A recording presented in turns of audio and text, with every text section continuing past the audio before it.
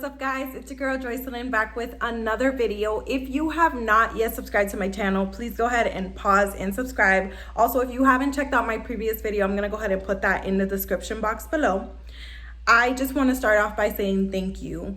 Thank you so much for the love and support from that previous video. It was so scary to make such raw content, but I knew that it was just the beginning to my journey, and I knew that that was like the breaking point, the tip of the iceberg. Like, I needed to go ahead and do it just so that I can proceed with things that I have going on in this new journey, in this new chapter. So I'm very grateful to all the positive feedback that I received, to all the love, to all the support. I was concerned, obviously, putting out such raw content because I feel like you don't really see that out there. Like, nobody really exposes themselves and, you know, cries on camera about like being scared about something. You don't see that. But do we all do that behind closed doors? Of course. Like, we're all scared. We all cry. You know, we're all scared about something. We're all concerned about something. So I am so appreciative to all the love and support. So I wanted to talk to you guys. I gotta go do some things. I gotta go run some errands. We're all getting ready right now. Before I did that, I wanted to go ahead and talk to you guys. So come on, let's go. Let's go. So I wanted to start off by answering the question that I was asked over and over again, but it came along with positive feedback from the video. And that was, why were you so scared to make this video, Joycelyn? It was awesome. It turned out great. I kept hearing that over and over again. So my answer is this. It was so scary for me to put out such raw content because I've been living in a bubble for years now. I think it's been about, I'm gonna say like 10 years, or if not, almost all my life. I have deprived myself of showing the world or friends or family who I truly am. And that has been because of judgment, but also because of trauma.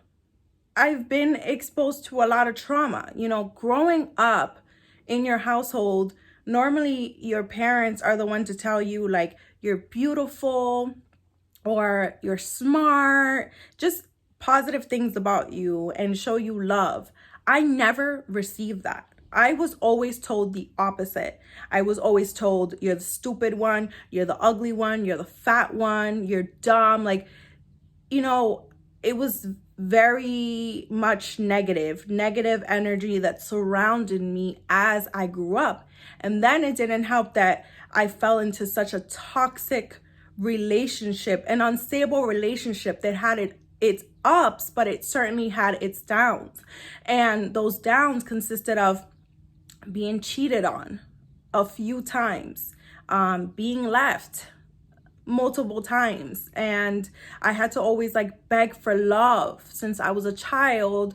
And in that relationship, I had to beg for love, for attention, for care. So all those things drained me.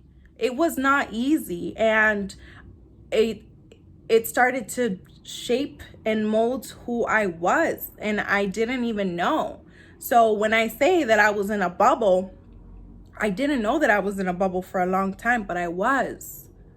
And I blame myself for taking as long as I did to try to get out of the bubble, because I realized it, but I was too scared to fight back. So that answers your question. That's why I was so scared to put out such raw content, because it's new for me. I know who I am behind closed doors. Everybody knows who they are behind closed doors. But to show the world, that's a scary thing, especially when you suffer from trauma and just from a lot of sadness. So this journey has been very difficult. To even open my eyes and get to that point of like, whoa, it's time, was so hard. But the work really has begun. And some days are easier than others. And some days I focus on multiple subjects and multiple areas that I need work on, such as depression, sadness, trauma, things of that sort. But it's gonna take time. So if any of you guys are going through what I have just said, if any of you guys have experienced what I have experienced, don't give up. Don't feel like it's the end, like you're gonna always be in that bubble. I have learned throughout this journey and this hard process that it's just like, when you are, let's say, for example, let's say you're in a great relationship, you're so happy, you can never see an end to it. Like it's not even a thought in your head for that relationship to come to an end, to come to a halt. And then boom, one day it's done. You never saw it coming and it just happens. Well, I literally compare it to this. It's the same thing, just opposite. You feel like you will never see the light at the end of the tunnel. You feel like your sadness will never come to an end. Like this cycle of sadness, depression, anxiety, trauma, whatever it may be that you're going through, you feel like it's a cycle and you will continue to live it until the day that you die. And then boom, one day that light shines so bright and you find your way to the end of that tunnel. Boom, you did it. You have to look at it that way. It's baby steps that you got to take. I'm taking them. I'm there and I'm showing the world. It's not easy.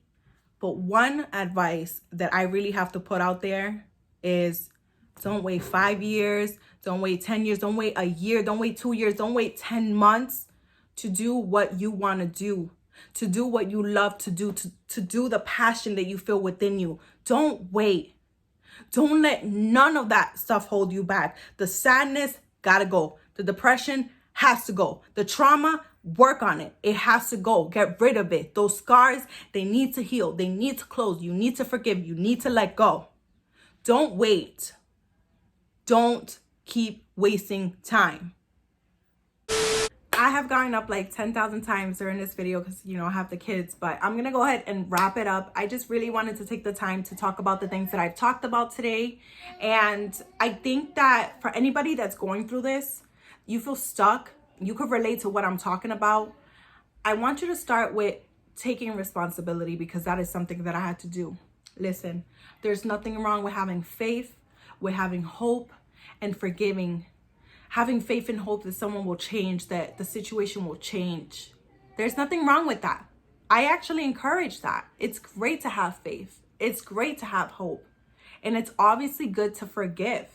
There's nothing wrong with that. But I personally had to take responsibility after I've given 20, 30, 50, 100 chances. Sis, bro, it's time to let go. It's time to love you. Let God, worry about yourself, love you harder. All right, so I gotta go, but I just want to say thank you so much for watching this video. Don't forget to subscribe and comment down below. Share this video. You know what? Share this video with 5 people.